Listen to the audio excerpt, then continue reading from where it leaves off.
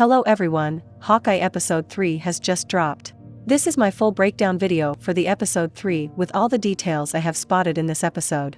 So, if you haven't seen this episode yet, careful for spoilers ahead. Episode 3 begins with Maya Lopez aka Echo's childhood where she is seen in a classroom. She is in a school with normal kids unlike her who is deaf and uses lip reading to hear what people are saying. She interprets every conversation this way and learns from her teacher. In the next scene, her father is talking to her using a sign language. She asks him about different sounds like what sound does the sky makes and what sound does a dragon make? All questions out of curiosities of a child. She later asks him why can't she go to a school for deaf kids like her. Her father tells her it's not possible, and the reason is probably because he is working with mafia and kids born in such families are always targeted in feuds. In a karate training scene, we can see how Maya is not just observing her opponent carefully but she is also strategizing her fight. It shows how much observant her personality is, and that's her true power that she can spot anything with her eyes and counter it. She can tell if you're lying by just reading your face. In the next scene, we see Maya has a prosthetic leg. Now, the actor who played the role of Echo, Alaqua Cox, is actually an amputee and deaf in real life. So that's why they showed how regardless of being deaf and an amputee, she is a fearless boxer and fights using her photographic reflexes. Next we see a scene where Maya visits a repair shop named Fat Man. This could be a hint that we might see Kingpin, and there were more hints later in the episode confirming that Maya Lopez and Tracksuit Mafia is connected to Kingpin. Maya watches from small mirror that someone is murdering everyone inside the shop and the murderer is Ronan who goes on a rampage killing Maya's father too. Maya's father tells her to leave before he dies. Now, we come back to the scene where episode 2 was ended, Clint and Kate getting captured by Tracksuit Mafia. Maya questions Clint about Ronan as she wants to kill her father's murderer. Clint tries to explain to her that Kate is just a teenager who is not Ronan and also Ronan is dead. Maya asks who killed Ronan and Clint tells her that it was Black Widow who killed Ronan. Clint uses her name because Natasha was the one who stopped Ronan's rampage and brought Clint back from the hopeless life he was living as Ronan. So, for Clint, Black Widow is the person who ended or buried Ronan for good. Maya refuses to believe him and Clint breaks free so everyone would go after him. Maya fights Clint and gets his hearing aid out of his ear and damages it. Now without the hearing aid, Clint couldn't hear anything but echoes, which is the name of this episode. Almost 70% of this episode, Clint couldn't hear anything but echoes, which is basically what Maya Lopez has experienced all her life. Clint manages to get his hands on his arrows and bow and uses it to free Kate who helps him fight. The duo leave the place and Tracksuit Mafia follows them. In this chase scene, we get to see some more of Kate's archery skills. Clint takes out some of the dangerous arrows from the quiver. The first arrow that Kate shoots, she calls it a Play-Doh arrow, which is actually the putty arrow.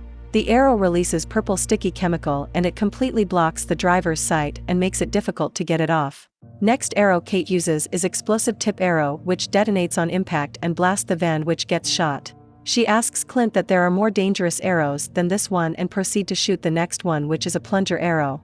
Kate doesn't realizes that the plunger arrow is not really used for fighting purpose, questions Clint about it. Next, we see the net arrow which releases long cables out of the end of arrow shaft trapping the chasing vehicle. Clint gives the acid arrows to Kate to take out the traffic lights. Clint and Maya try to overtake each other at the bridge. Kate reaches out and gets her bow back. She shoots a smoke arrow inside the car, blinding both of them and ending up totaling the car, which Clint didn't want to happen earlier in the episode. Clint stops the car and asks Kate to aim high with a normal arrow and shoot it. She shoots the arrow on Clint's mark and we see Clint is holding an arrow with PIM written on it. The PIM arrow hits the normal arrow mid-air and makes the normal arrow way bigger and destroys the van. Clint gets the plunger arrow back while Kate covers for him. The duo jump on a train with the help of the plunger arrow. Next we see both of them are inside the train and Clint tells Kate that she is indeed one of the best archers. Unable to hear Kate, Clint repeats everything Kate already said, making Kate think that they are finally on the same page. Back at the hotel room, Clint's youngest son Nathaniel calls him but Clint misunderstood him as his wife Laura and continues to talk. Kate interrupts and writes on a notepad to tell him. As Clint still doesn't have the hearing aid, he still can't hear anything, so Kate helps him on the call with his son. On the other side, Tracksuit Mafia is moving to someplace else to lay low. Maya's translator tells her not to let Uncle find out about this mess. This uncle he is referring here could be and possibly Wilson Fisk aka Kingpin. Maya tells him to find out where Clint is. Clint and Kate are waiting for a doctor who can repair Clint's hearing machine. Kate makes a joke about his situation. She messages him, "It's good that you're Hawkeye and not Hawk Ear." Clint gets his hearing aid repaired and they go in a restaurant where Kate tells Clint that she's been training herself to be like him, a superhero who helps other people. Clint tries to explain her the cost of living a superhero life and how you lose some of the most important people due to this choice. But Kate tells him you also get all the cool superhero stuff like trick arrows. Clint gives up explaining to her and Kate tries to tell him about his costume and draws the one which she thinks how he should look like in a fight. The costume drawing is similar to the suit Hawkeye wore in the comics with H on his head and an eye mask. Clint refuses her idea entirely and Clint leaves to pay the bill while Kate names the dog. Clint and Kate discuss more about the tracksuit mafia and Kate also tells him about her suspicion about Jack and how he is connected to Armin's murder. The duo gets to Eleanor's penthouse where Kate uses the Bishop security database to find information about Kazi, who was seen in the auction in episode 1.